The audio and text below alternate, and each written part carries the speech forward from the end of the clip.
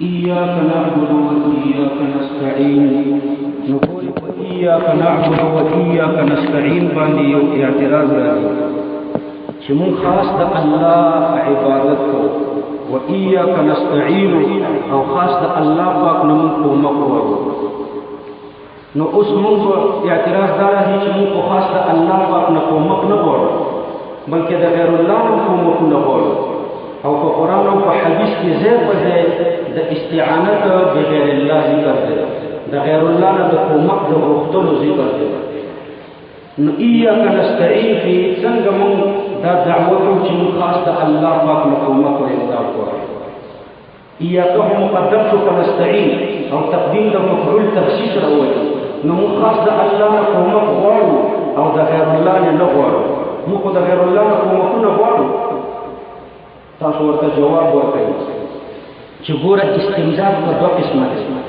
یو استمداد په ما فوق الاسباب کې دی او یو استمداد په ما تحت الاسباب کې دی استمداد په ما فوق الاسباب کې دا جدا دی او استمداد په ما تحت الاسباب کې دا جدا دی دا تقسیم چا کړی دی چې یو استمداد په ما فوق الاسباب کې دی او بل استمداد په ما تحت الاسباب کې دی ګوري شریعت کې تاسو داسې وایي چې خالق الله پاک دی او کاسب عبد دی داسې وایي یو خلق دی بل کسب دی شریعت کې موږ داسې وایي خالق الله پاک دی او کاسب عبد دی بیا هلته د خلق او د کسب په مابین کې دوه فرق کوي یو خلق دی بل کسب د کسب تعریف داسې کوي په شریعت کې چې کسب دی ته وایي چې ما يتعلق بالاسباب د کسب تعلق د اسباب سره او خلق دی ته وایي چې تعلق د اسباب سره نه وي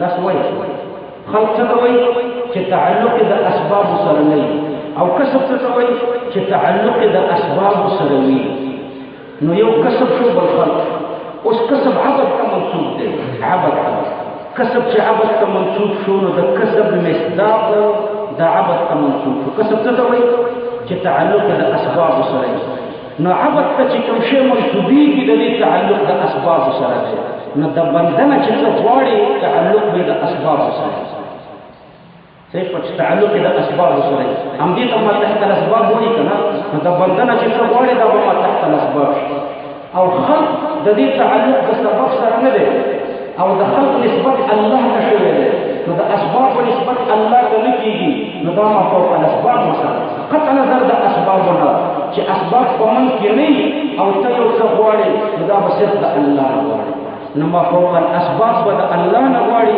او ما تحت الاسباب به د عبد نه غوښتی شي نو دا تقسیم چا وکړو شریعت یو فرق په شریعت کې داسې کړی دی چې د خلق او د کسب په مابین کې دغه فرق دی چې د خلق نسبت الله ته کېږي خو د اسبابو سره تعلق نه وي د کسب نسبت عبد ته کېږي او د اسبابو سره تعلق نو کوم شی چې د اسبابو سره تعلق لري دا به بنده ته منسوبېږي نو د بنده نه چې کوم شی غواړي دا به ما تحت الاسباب ځکه د بنده کار کسب دی او کسب د اسبابو نه وي نو د بنده نه چې کوم شی غواړي د دې تعلق به د اسبابو سره یا دا ما تحت الاسباب شو او د الله نه چې څه شی غواړي هغه ما فوق الاسباب نو یو ما تحت الاسباب دی او بل ما فوق الاسباب په مسله خو پوه شو یو فرق په شریعت کې دا دی دویم فرق په شریعت کې د خلق او د کسب په مابین کې داسې کوي چې کسب کې کاسب غیر مستقل په کسب کې کاسب څه شي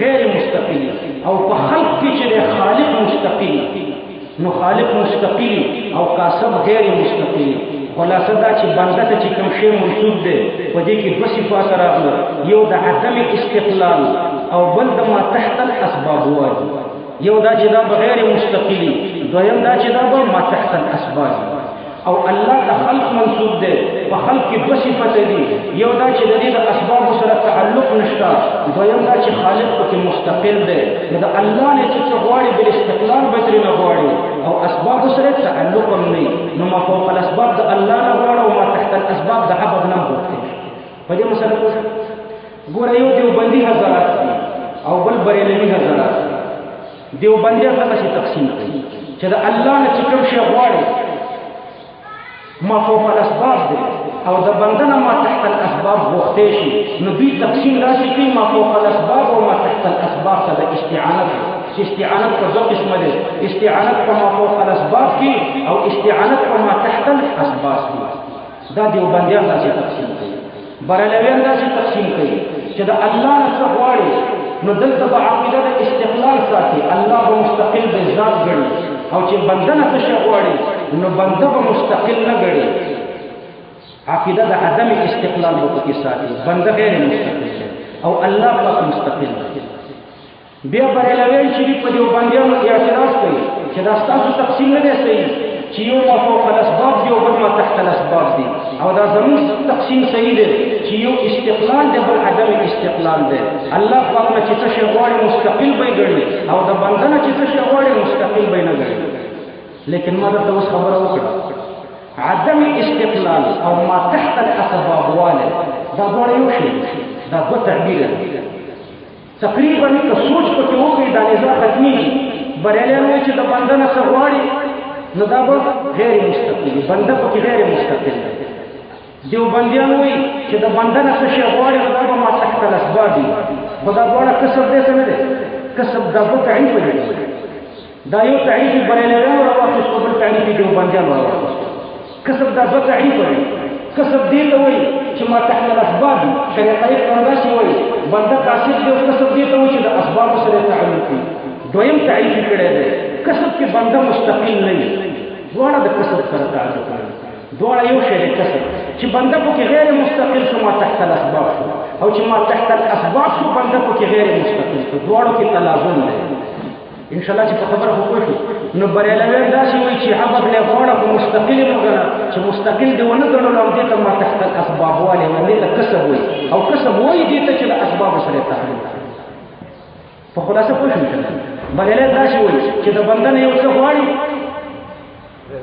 نو غیر مستقل به وي چې غیر مستقل دې وګڼلو عدم استقلال کسب دی او د کسب بل تعریف دا دی چې ما تحت الاسباب وایي د اسبابو سره تعلق همدغه د اسبابو سره تعلق نو دواړه یو شی نو خلاصه دا چې د بنده نه څه غواړي غیر مستقل به ګڼي او ما تحت الاسباب به وي په امورو عادیو کې او د الله نه چې څه شی غواړي نو الله مستقل ګڼي او ما فوق الاسباب ترې نه غواړي یعنې د اسبابو سره چې تعلق نه ما تحت الاسباب هم ترې نه غوښتی شي خو د استعانت چې د الله پورې خاص دی نو په ما فوق الاسباب کې خاص دی ګورې ورونو په خبرې واحد باندې عقیده نه ثابتېږي بعضی خلک اخبار اوحاد پیش کوي یو څه احادیث پیش کوي خبر واحدونه چې په دې کې په ما تحت الاسباب کې د غیر الله نه کومک غوښتل شوی یا شیخ عبدالقادر جیلانی شیئا لله دا عقیده صحیح ده که غیر صحیح ده د تبرک دپاره د دې ذکر کول جایز دي حاجی امداد الله مهاجري مفتی رحمه الله لیکلي دي یو سړی تبرکا وایي تبرکا استعانتا نه وایي چې یا شیخ عبدالقادر جیلانی شیئا لله نو په هغه مسله کې لیکلي دي چې که تبرکا نه وایي څه مسله نشته او که تبرکا نه وایي استعانتا نه وایي نو دا استعانت په ما فوق الاسباب کې دی بیا دا عقیده شرک دا ټول فتاوی لیکلي بهر تقدیر بعضې ورونه چې دي څه اخبار اوحاد پیش کوي ګورئ نور تفصیل درته بیا سبا ته کوم ما هغه دلایل راوړي چې دا کوم بعضې حضرات ترېنه استدلال کوي او د هغې نه ما جوابونه لیکلي دي په ما فوق الاسباب کې د غیر الله نه د کومک د غوښتلو د شرک درې ستنې پکېږي په دې کې د شرک درې ستنې یا شیخ عبدالقادر جیلانی شیئا لله چې په طریقې د استعانت یې وایي نو په دې کې د شرک درې ستنې یوه د شرک ستنه پکې دا ده چې تا د عقیده وساتله چې شیخ عبدالقادر جیلانی رحمه الله عالم الغیب زه په پېښور کې یم او شیخ عبدالقادر جیلانی رحمه الله په بغداد کې دی او زه د دې ځای نه ورته وایم چې یا شیخ عبدالقادر جیلانی شیئا لله نو دا زما اواز باندې دی څه پوه شو عقیده د علم الغیب چې ورته ثابته نه کړي نو زما په اواز دی نه دی خبر ځکه زه ډېر لرې یم نو یو پکې غیر الله ته عقیده د علم الغیب ثابته کړي او عقیده د علم الغیب چې غیر الله ته ثابته شي دا غټه ستنه د شرک ده الله پاک فرمایي وهم عن دعائهم غافلون دوی ستاسو د اوازونو نه ناخبره دي ته چې د دې ځای نه ورته اواز کوي هغه ستا د اواز نه خبره ده. شیخ عبدالقادر جیلاني رحمه الله ځکه علم غیب ورسره نشته، علم غیب غیر الله سره نشته.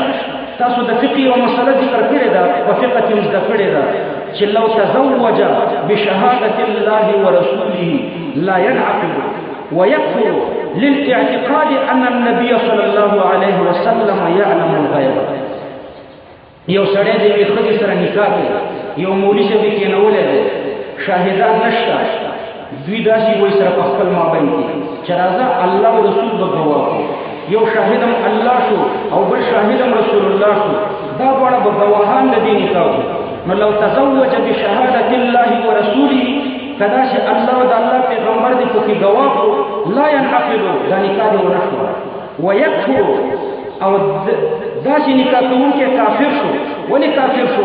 لاعتقاد ان النبي يعلم الغيب، ځکه دا عقیده وساتله چې پیغمبر سره علم الغیب دی.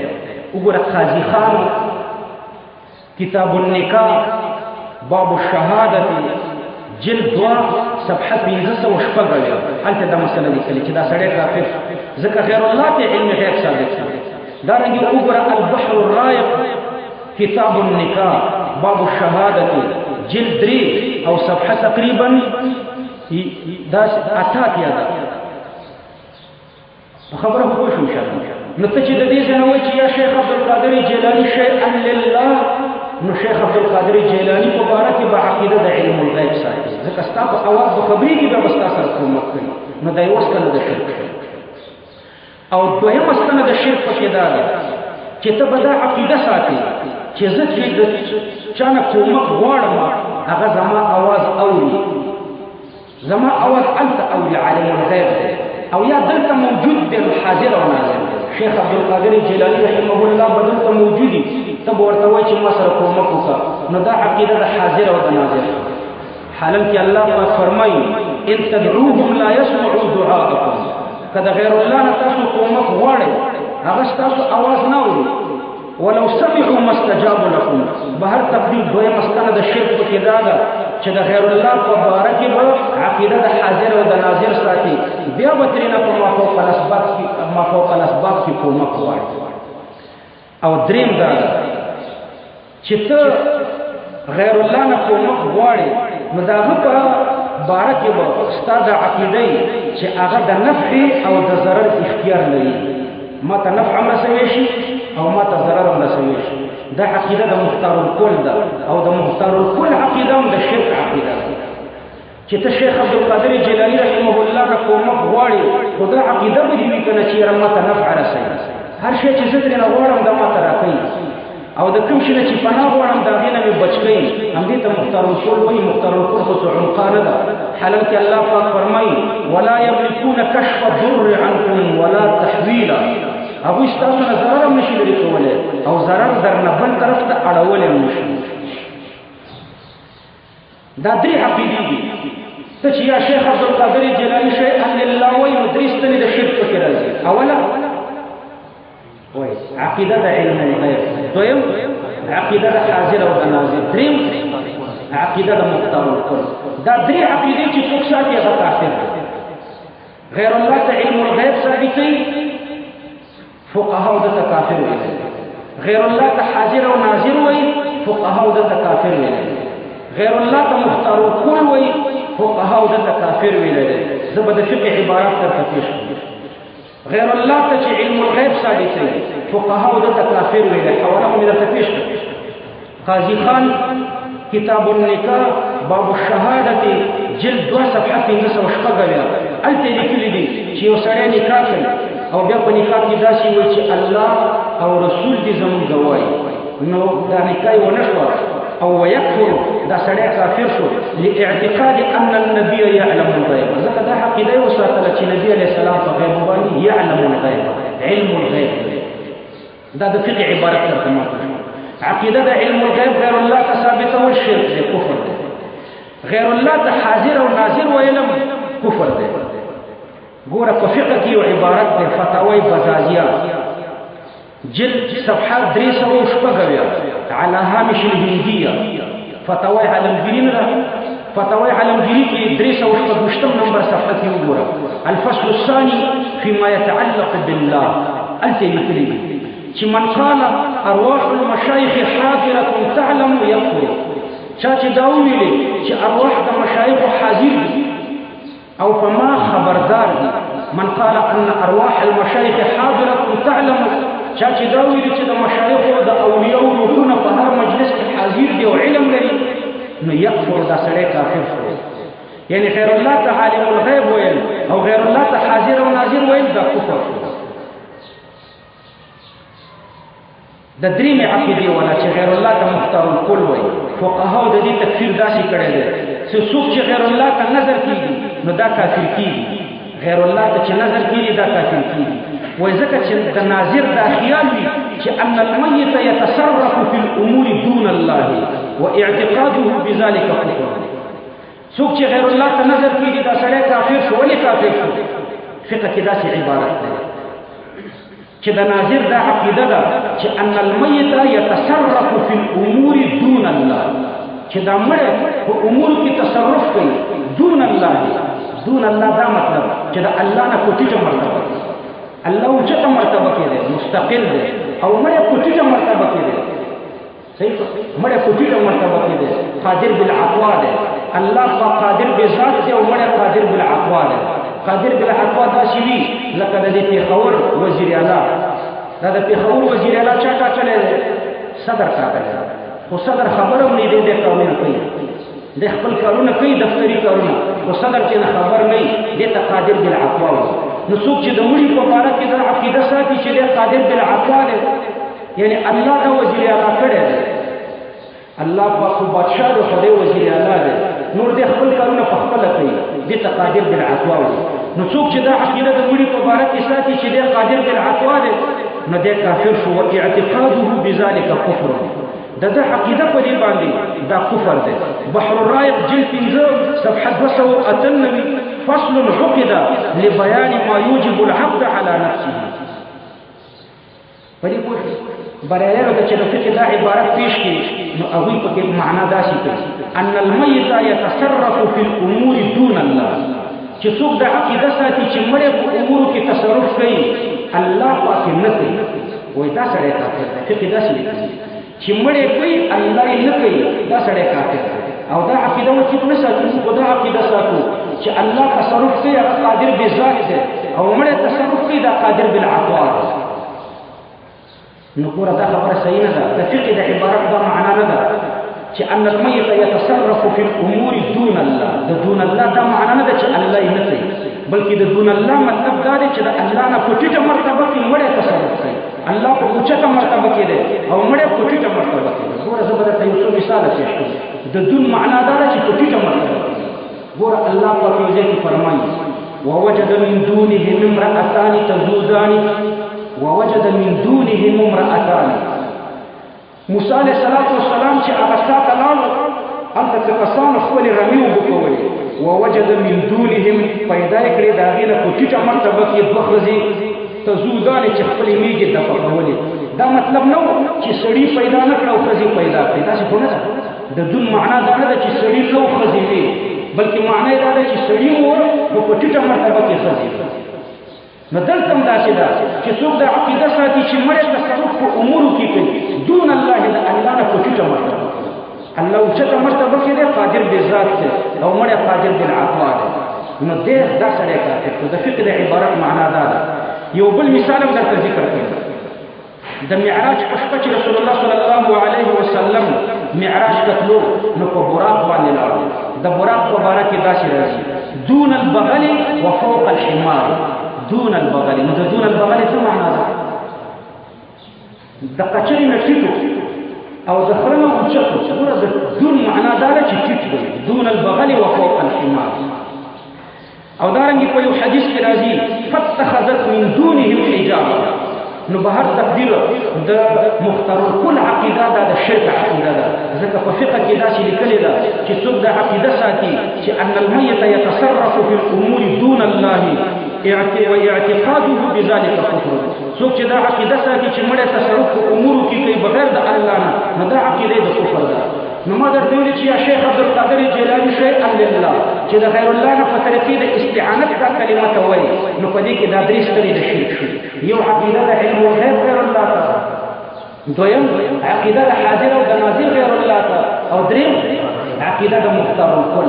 څلورم پکې نقصان دا دی چې غیر الله ته د خالق ویلي. ځکه ما درته مخکې وویلي چې د اسبابو سره چې تعلق نه لري ما فوق الاسباب وي هغې ته خلق وایي. ما فوق الاسباب څه شی دی؟ خلق. نو چې ته ما فوق الاسباب د غیر الله نه کومک غواړې، ما فوق الاسباب د غیر الله نه کومک غوښتل دې ته خلق ویلی شي. نو دویم دا دی چې غیر الله ته به ته خالق وایې. دا ډېر لوی تحقیق دی انشاءالله چې سبا چې درته کوم، خو یو څو دلایل به د بعضې ورونو درته ذکر کړم. بعضې ملګري نه پوهېږي اخبار احاد پېښ کوي چې په هغې کې د غیر الله نه کومک غوښتلی شوی دی. ما یو څه دلایل د دوی را جمع کړي. ګوره یو سند داسې دی، یو حدیث کې داسې راځي چې کله ستاسو نه لار ورکه شي، یو سورلی درنه ورکه شي، ته په یو دښته کې یې او ستا نه یو څه ورک شي، نو هلته ته ووایه چې اعینوني یا عباد الله.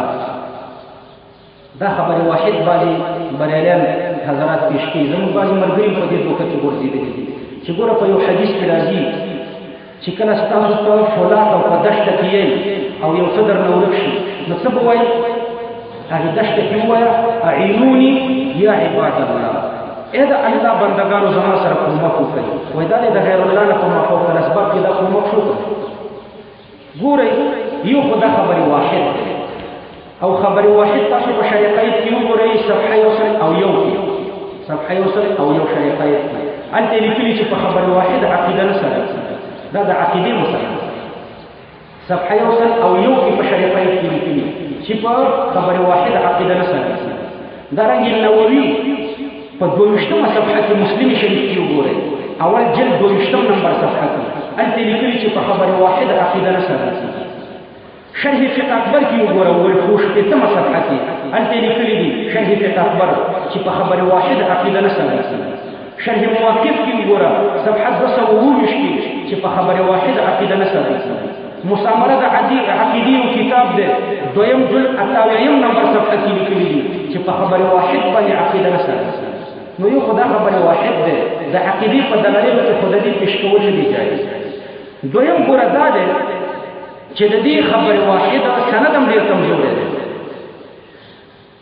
دا دو سند لري، یو د عبدالله ابن مسعود روایت دی او یو د عتبه ابن غزوان رضی الله عنه روایت دی. دا حدیث دو سند لري، د دوه صحابو روایت شوی. یو د عبدالله ابن مسعود رضی الله عنه او بل د حضرت عتبه ابن غزوان رضی الله عنه. د حضرت عبدالله ابن مسعود رضی الله عنه د روایت په سند کې معروف ابن حسان دی. معروف ابن حسان دا یو راوی دی. معروف ابن حسان چې دی ضعیف عند الهیثمي. وګوره مجموع الزوائد جلد اول صفحه 103. منکر عند ابن عدي. ابن عدي ورته منکر ویلی دی. وګوره میزان الاعتدال جلد 3 صفحه 103. مجهول عند ابي حاتم. وګوره لسان الميزان جلد 5 صفحه 1. دا عبدالله بن مسعود سے فسنت کی کمزوری راوی ہے معروف ابن حسان. یو خبر واحد ہے، خبر واحد ہم بے انتہائی کمزور ہے.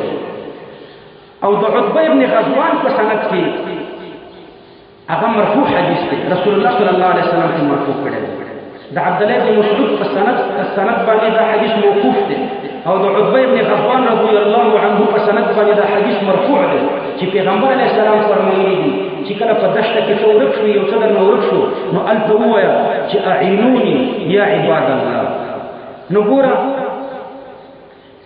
یو جواب دا دی علامه هیثمي رحمه الله فرمایي چې رجالهم وثقوا على ضعف في بعضها. رجالهم وثقوا دا د عتبه ابن غزوان حدیث چې دی د دې سند صحیح دی. رجالهم وثقوا د رجال توثیق کړی شوی دی، خو علا ضعف فی بعضهم سره د دې نه چې بعضې راویان پکې ضعیف دي. بریالیان صرف د اوله جمله را نقلي د علامه هیثمي چې رجالهم وثقوا د دې د رجالو توثیق شوی دی. هستميس دوره ندي ویلي چې رجالهم مسلکو بلکې دای ورته ویلي دي چې على ضعف في بعض راویان ضعیف دي او د دې سره سره ګوره دا د عتبه بن غزوان رضی الله عنه سند منقطع دی د دې سره په سند کې یو راوی دی یزید بن علي روایت کړی دی د عتبه بن غزوان او د یزید بن علي ملاقات د عتبه بن غزوان سره نه دی شوی وګوره مجموع الزوائد جلد صفحه 1 ملاقات نه شوی نو سند منقطع دی او د دې سره سره دا د بریانو حضراتو لپاره دلیل نه دی وجه دا چې په دې حدیث کې دا سره راغلی اعینوني یا عباد الله دا جمله ویا اولی ویا فإن لله عبادا حاضرا دا الله لپاره بندگان دي دلته سفیران او ملائکه دي حاضرا موجود دي نو د موجود خلقونه چې کومه غواړي دا هم تحت الاسباب ثم فوق الاسباب نو اعینوني یا عباد الله فإن لله عبادا حاضرا انت دا الله بندگان دي چې موجود دي پیریان او ملائکه هغه بدر سره کومه کوي هغه بدر سره هغه شعر پیدا کی نو عبد الله بن عباس داسي وایي هم الملائکه فإن لله عبادا حاضرا دا الله موجود بندگان دا موجود بندگان څوک دي عبد الله بن عباس فرمایي هم الملائکه دا ملائکه دي نو دا استعانت په تحت الاسباب شو په فوق الاسباب کې نه سبا ته ان شاء الله درته پوره تفصیل لګورم خو نن درته اجمالا وایم چې په فوق الاسباب کې د غیر الله نه کومه غوښتل څلور دلایل د شرک یو دا چې غیر الله ته په دې کې خالق وایي غیر الله ته عالم الغیب وایي غیر الله ته حاضر او ناظر وایي او غیر الله ته مختار الكل وایي یو بل دلیل بریالویان پیش کړي هغه دلیل هم په ذکر کوم د ځواب چې و جلسه دا غته د استقبالي دا مسلې ډېر تلک خدا یو دوه دلیل ته وایي به بس که په ځنګل کې د حیوانات ویره نو اعوذ بدانیال علیه السلام وایي په یو روایت کې دا څه اعوذ بدانیال علیه السلام ته په یو ځنګل کې وی او د حیواناتو نه ویریږي زمریان مطربان او لیوان نه ویریږي نو دا څه وایي اعوذ بدانیال علیه السلام نو الله پاک دې محفوظ وکړي وایي دا استعانت بغیر اعوذ بدانیال علیه السلام تاسو ورته جواب ورکړئ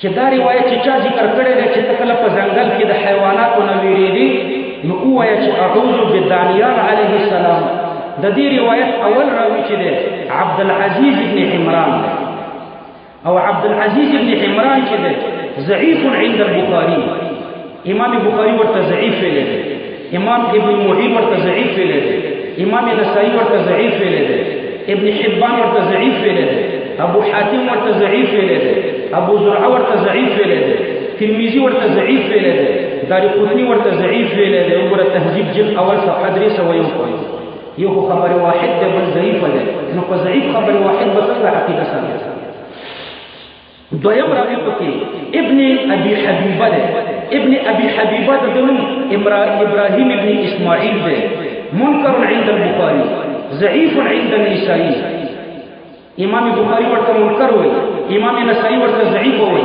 دارقطنی ابن معین ابو حاتم عقیلی ترمذی ابن حبان دا ټول ورته ضعیف وایي ترمذی جلد اول صفحه 1 او دریم راوی په دې کې داوود ابن حسین دی هغه ضعیف دی مطلقاً ابن عيينة ابو زرعه ابو حاتم جوزقاني سعد بن ابراهيم ابن المديني ابو داود حافظ ابن حجر دي ټول ورته ضعیف ویل دي میزان جلد اول صفحه 200 اول لسم نه دا روایت یې ضعیف بهر تقدیر عقیده خو کې ثابتېږي نه صحیح نه خو بیا ضعیف یو دریم روایت دوی پیش کړي چې حضرت بلال رضی الله عنه یا محمد ویل یا محمد نو دا استعانت بغیر الله دی یا محمد په شان کې ویل او پیغمبر علیه السلام په مدینه منوره کې په خپل روضه مبارکه کې تشریف فرما دی او حضرت بلال رضی الله عنه وی یا محمد دا دلیل پیش کړی لیکن دا دلیل هم ضعیف دی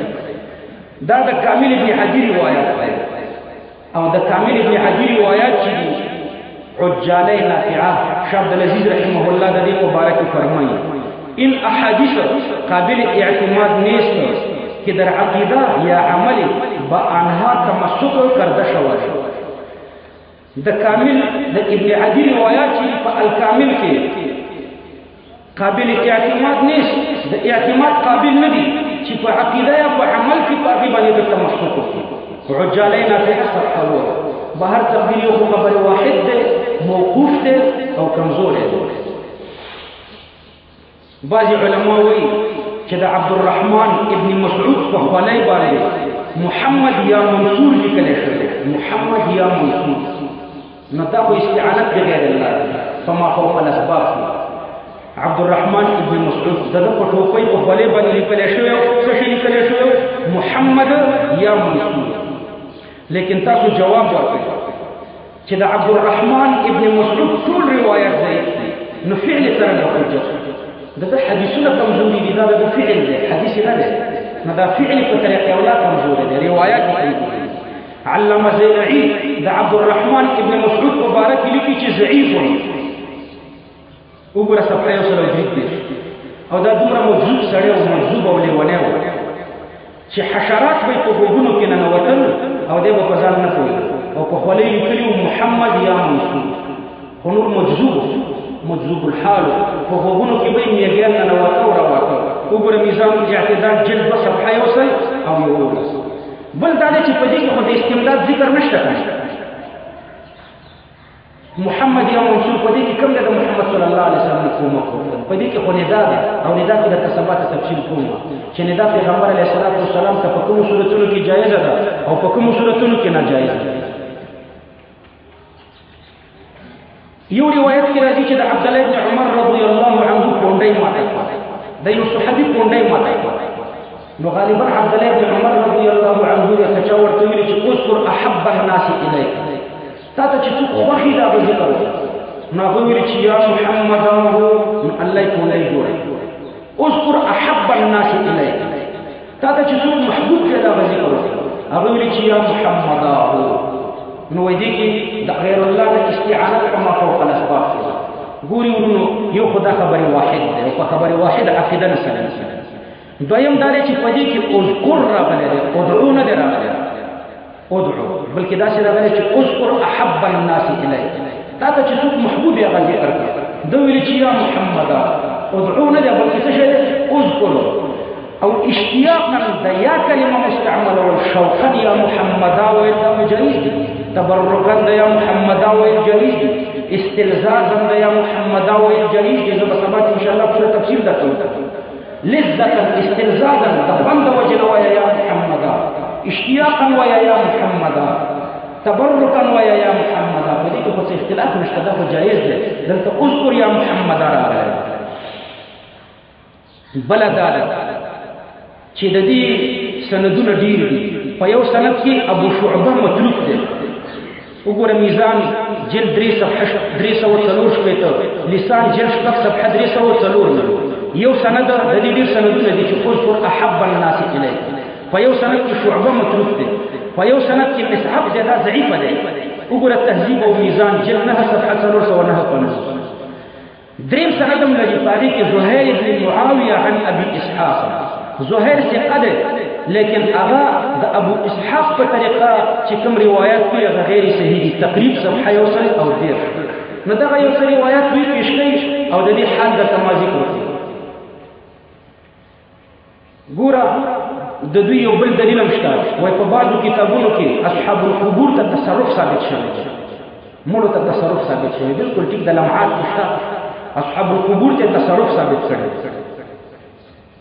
نو چې تصرف یې ورته ثابت کړی دی، وایي په ما فوق الاسباب کې د غیر الله نه کومک غوښتل جایز دی.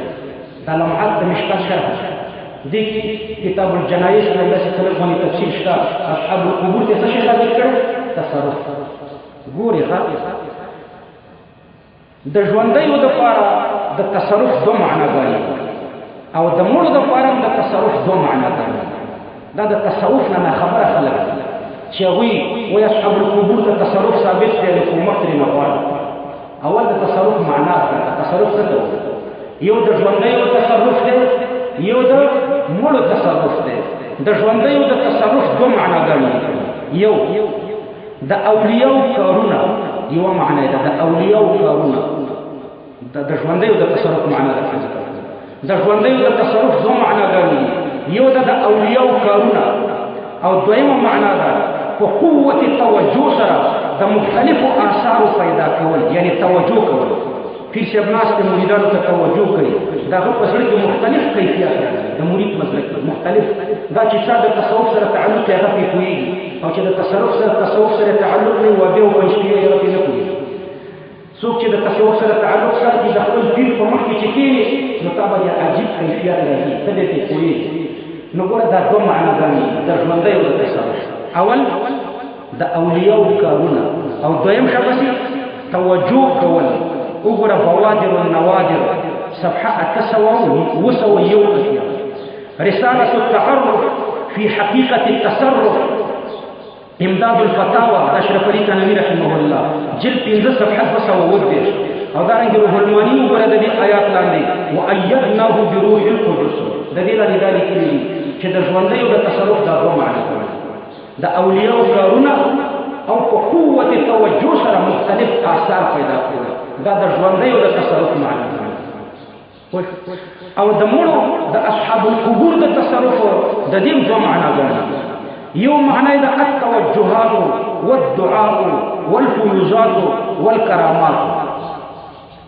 د اصحاب القبور د تصرف یو معنی ده التوجهات، چې صاحب القبر ته توجه، صاحب القبر دا مړ ته توجه، والدعاء یا ته دعاء، والكرامة او یا کرامت ظاهري، والفيوزات یا د قبر نه ته فيوزات حاصل شي. دا یو معنا ده د تصرف، دا صحیح معنا. صحیح خو تصرف د اصحاب القبور چې په لمعات کې ذکر شوی دی په دې معنا سره د تصرف څه معنا ده. اصحاب القبور ته تصرف ثابت دی. د تصرف څه معنا ده؟ توجهات ورته ثابت دي. اصحاب القبور توجه کولی شي، کرامات ورته ثابت دي، دعا کولی شي، حیض ورکولی شي. دا د کاکا صاحب رحمه الله قبر ته چې زه کېنم خو او شا پکې ورانیات ډېر زیات کېږي. دا هغه ورانیانو او د هغې خرافاتو تایید مونږ نه کړو، خو دا کامل ولي دی، ډېر زیات غټ ولي دی او دومره توجه یې ده چې یا انشاءالله چې سړی ورته ټینګېدی هم نه شي، دومره کامله توجه یې ده. نو دا په معنا د توجهاتو او د دعاو د فیوزاتو د کراماتو سره دا صحیح معنا ده. او دویمه معنا د تصرف ده د اصحاب القبور غیبي تسلط. غیبي تسلط، غیبي تسلط په دې معنا باندې دا تصرف شرک دی. وګوره تفهیمات الهیه د شاه ولی الله دهلوي رحمه الله جلد اول صفحه 11 تفهیم نمبر 3 دی.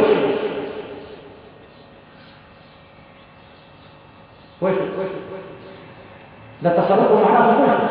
د تصرف د اصحاب القبور څه معنا غني؟ یو غیبي تسلط او دویمه توجه، کرامت، فیض، دعا. دا یو معنی صحیح دی، یو معنی غیر صحیح. نو غیبي تسلط دا معنی ناجایزه ده. نو چې غیبي تسلط یې نشته استعانت ترې نه دی جایز. یو بل دلیل درته ذکر کوم، دا ما یو څو دلایل راجمع کړي دي. یو حضرت صاحب ما ته جواب رالیږلی و چې زه خو په مفوق الاسباب کې د غیر الله نه کومک د غوښتلو قایل یم، خو که ما ته تسلي راکړي نو زه قناعت کوم. بیا ما ورته دا دلیل راجمع کړه، په هغه رانه وو. ګوره یو بل دلیل هم د دوی دی پر در مختار على حامش رد المختار. په هغې کې راځي چې کله درنه یو شی ورک شي نو احمد بن علوان ته اواز وکړه. د فقه حنفي په کتاب کې دا لیکلي چې یو شی درنه ورک شو چا ته اواز وکړه؟ احمد بن علوان رحمه الله ته اواز وکړه. ګورې په دې عبارت کې ته سوچ وکړه، بلکل دا عبارت په رد المختار کې شته، په شامي کې شته على هامش در المختار. چې کله درنه یو شی ورک شو نو احمد بن علوان ته اواز وکړه. احمد بن علوان رحمه الله غایب دی او دته چې ته اواز کوې او کومک ترې نه غواړي او دا کومک په مفوق الاسباب کې دی. خو ګورې په دې عبارت کې په اول کې داسې راځي واراد ان يرده الله عليه. چې کله درنه شی ورک شي او ستا دا اراده چې الله یې درته واپس کړي، څوک یې درته واپس کړي؟ الله. په اول کې عبارت داسې په شامي شي او په اخر کې داسې ده چې فإن الله يرد عليه ضالته ببركته. الله پاک به درته دا ورک شي واپس کی په برکت د احمد بن علوان. ګوره استمداد د چا نه شو؟ د الله نه. او احمد بن علوان پکې وسیله شو. او د توسل بیان درته سبا ته ان شاء الله کوم چې دا خو جایز دی چې د یو چا په توسل د الله نه وي. فإن الله يرد عليه ضالته ببركته.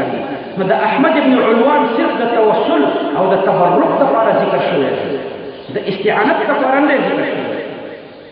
بل دا ده چې ګوره په فتاوی شرعیه کې دلته د مجهول صيغه د مجهول ده. ان لم ترد علي ضالتي، اے احمد بن علوان ان لم ترد علي ضالتي، کزما ورک شوی شی ما ته واپس نه کړی شو نو زه به تا د اولیاو د لیست نه وباسم. داسې پکې لیکلي احمد بن علوان که ما ته شی را واپس نه کړی شو نو زه به تا د اولیاو د لیست نه وباسم. هلته صيغه د مجهول ده. ان لم ترد علي ضالتي، که واپس نه کړی شو. او بریلوي حضرات د هغې نه صيغه د معلومې جوړوي. ان لم ترد علي ضالتي، که زما ورکه دې ما ته واپس نه کړه. دا ان لم ترد علي ضالتي د دې معنا جدا ده، او ان لم ترد علي ضالتي د دې معنا جدا ده. ان لم ترد علي ضالتي، که زما ورکه دې راته واپس نه کړه. او ان لم ترد علي ضالتي، که زما ورکه الله راته واپس نه کړه. را واپس نه کړی نو صيغه د مجهولې ده. او بریالویان ترې صيغه د معلومې جوړوي. او دارنګه د عبارت په اول او په اخر کې د ورکولو فاعل الله دی، نو د واپس کولو فاعل به الله. نو به هر تبدیل په ما فوق الاسباب کې د غیر الله نه کومه مختصر شرک دی. ان شاء الله چې سبا دې درته بیا طرف نور تفصیل هم کوو او بیا به سورة فاتحه سبا ته ختم کړو د الله په فضل. اوس کوټ کې وجه څه د استقبال یا خلک ډېر تکلیف تاسو اجازه ده باندې واخر دعوانا